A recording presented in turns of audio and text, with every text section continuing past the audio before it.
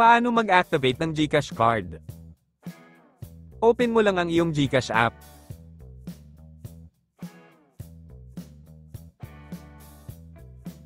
Pindutin mo lang ang iyong profile sa ibaba.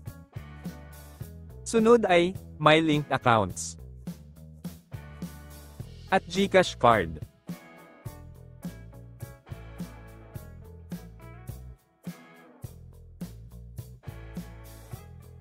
Piliin ang Link My Card. May marireceive kang authentication code at enter mo lamang ito.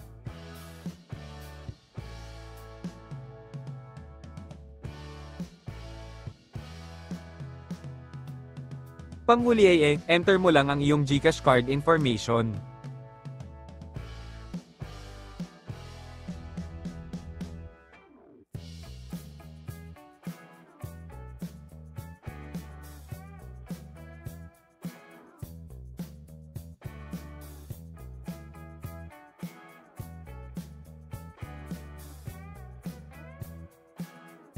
Pagkatapos mo itong malink, lagyan mo ito ng 6 digits PIN code upang magamit mo ito sa kahit saan mang ATM machines worldwide.